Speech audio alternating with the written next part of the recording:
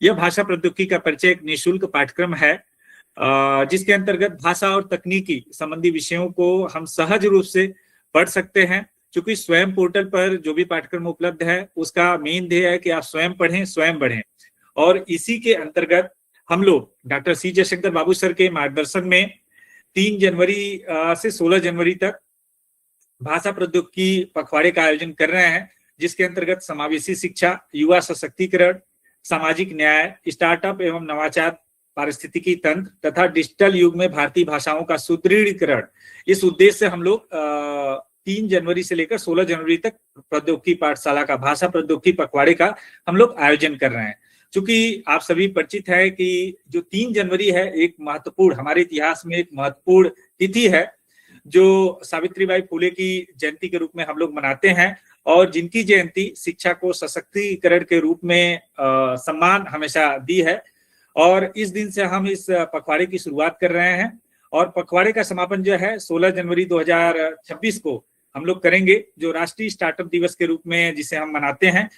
जिसका मेन ध्येय है नवाचार और उद्यमिता का उत्सव के रूप में हम लोग इसको लगातार मना रहे हैं। अगर इसके पीछे, चूंकि जिस दिन हम लोग इस पखवाड़े की शुरुआत कर रहे हैं, अगर इसके पीछे छिपी हुई दार्शनिक आधार को हम लोग देखें तो जो जननी सावित्रीबाई फुले की जन्म जो जयंती है वह इन 3 विशेष बिंदुओं पर फोकस करती है कि जो शिक्षा होना चाहिए वो समावेशी और सुलभ होना चाहिए। शिक्षा सामाजिक बाधाओं को इस प्रकार से दिया जाना चाहिए कि वो हमेशा जो सामाजिक बाधाएं आती हैं उन्हें चुनौती दे सकें, और शिक्षा इस प्रकार से होनी चाहिए जो महिलाओं और वंचित समुदायों को सशक्त बना सके। जो ये 3 बुनियादी बातें हैं, हमेशा सावित्रीबाई फुले जी हमेशा इस पर विशेष ध्यान देती थी, और उनकी यह विरासत आज डिजिटल प्लेटफॉर्म, मुक्त शिक्षा और भाषा प्रौद्योगिकी के माध्यम से साकार होती हुई दिख रही है, जो भूगोल, भाषा,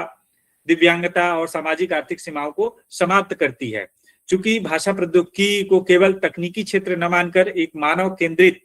नवाचार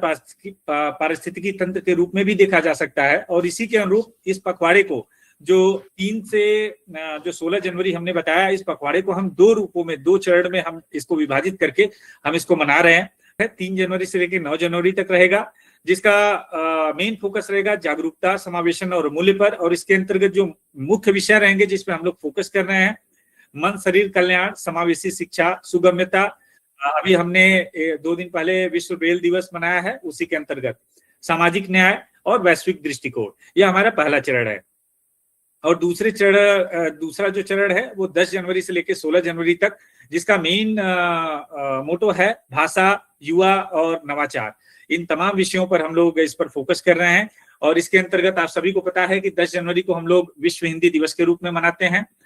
और उसके बाद 12 जनवरी है राष्ट्रीय युवा दिवस के रूप में मनाते हैं। इसके बाद 15 जनवरी है सांस्कृतिक एवं कृषक पर्व के रूप में मनाते हैं, नैतिक नेतृत्व। और जो फाइनली अंततः जो हमारा समापन रहेगा 16 जनवरी को राष्ट्रीय स्टार्टअप दिवस के रूप में हम लोग लगातार आदरणीय प्रधानमंत्री जी के मार्गदर्शन में हम लोग इसको मना रहे हैं, ताकि हम लोग स्टार्टअप के रूप में भी अपने भारत को एक राष्ट्र के रूप में सशक्त कर सकें। जो पखवाड़े का दूसरा भाग है वह भाषा प्रौद्योगिकी सप्ताह के रूप में मनाया जाएगा, जिसमें भारतीय भाषाओं, युवा कौशल और नवाचार पर हम लोग विशेष ध्यान देंगे। क्योंकि भाषा प्रौद्योगिकी का परिचय एक ऐसा महत्वपूर्ण पाठ्यक्रम है जो NLP, मशीन अनुवाद, वाक एवं पाठ संसाधन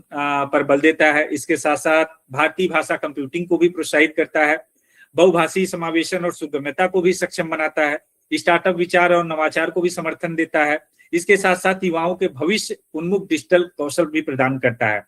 तो अगर इसके पीछे हुई जो हम ये पखवाड़ा मना रहे हैं, इसके पीछे अगर छिपी हुई राजनीतिक महत्व को देखें तो हम पाते हैं शिक्षा,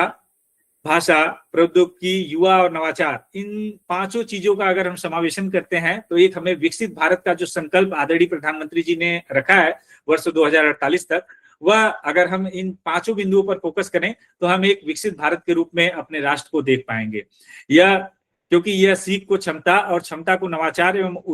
उद्यमिता में रूपांतरित भी करता है। तो मेरा इस पखवाड़े के दौरान आप सभी जितने श्रोताजन श्रोता हैं या आपके संपर्क में जितने लोग हैं, मेरा आग्रह है कि इसमें आप सभी सक्रिय योगदान दें। और इसमें कौन योगदान दे सकते हैं, इस पर भी मैं संक्षिप्त आप लोगों को बता देता हूं कि इसमें जो हमारे राष्ट्रीय या राज्य स्तरीय विश्वविद्यालय हैं या शैक्षिक संस्थान हैं,